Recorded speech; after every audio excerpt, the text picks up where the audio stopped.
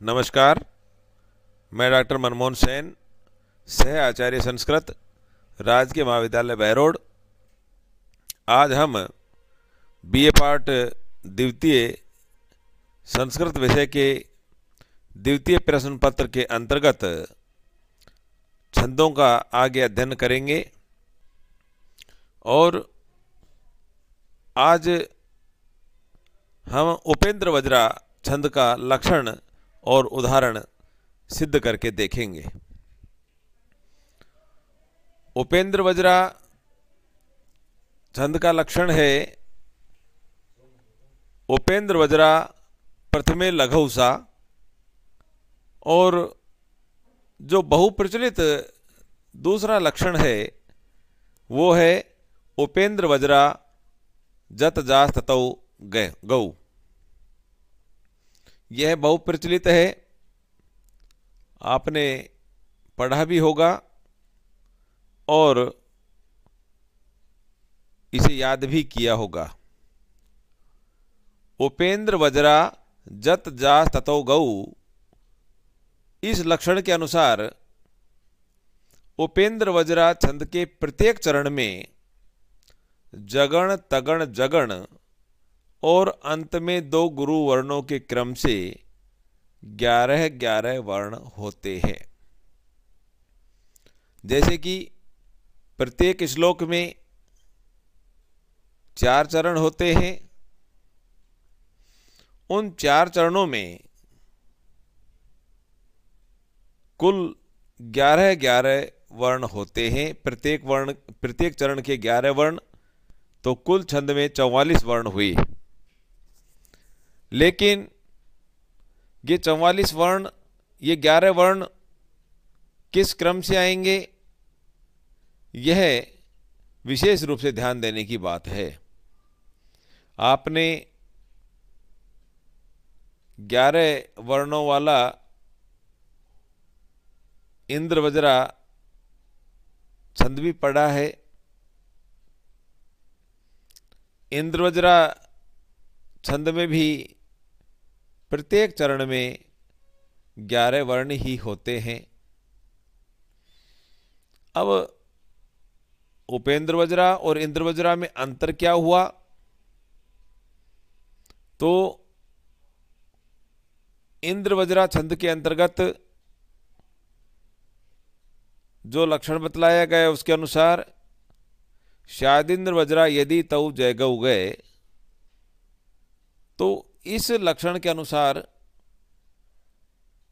तगण तगण जगण और अंत में 2 गुरु।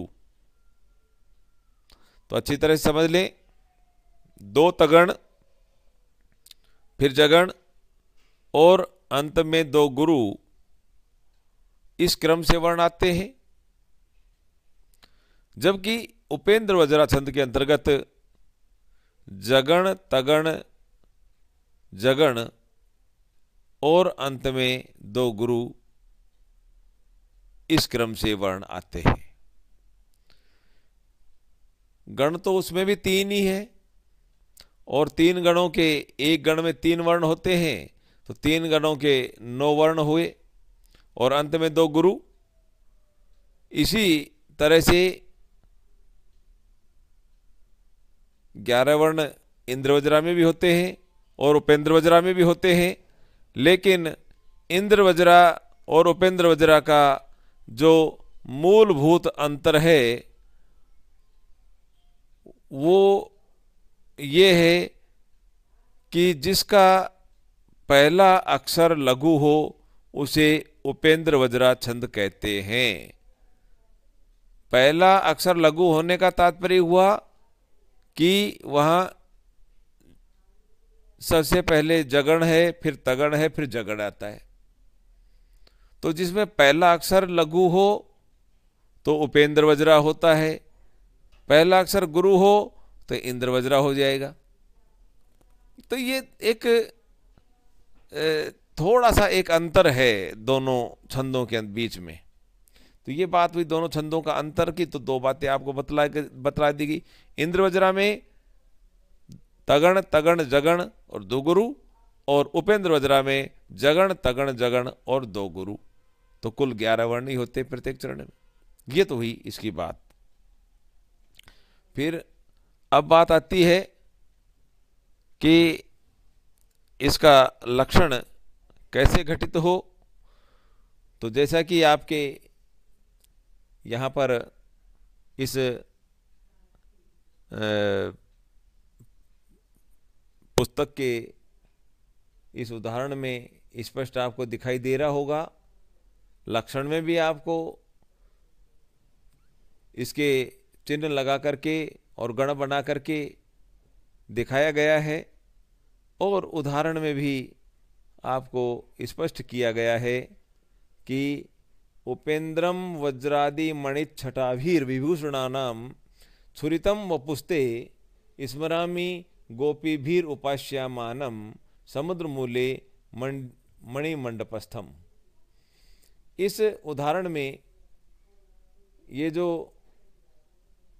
उपेंद्र जो संबोधन है, इसमें उ लघु है, पे गुरु है और द्र जो है वह लघु है। तो यहाँ पर इन तीनों वर्णों को आप देखेंगे तो इन तीनों में सबसे पहले यहाँ जगण है, जय भा न जगण। अब अगला जो वज्रादि, ये 3 वर्ण हुए, इन तीनों वर्णों में वह संयुक्ताक्षर है आगे, इसलिए वह को गुरु माना।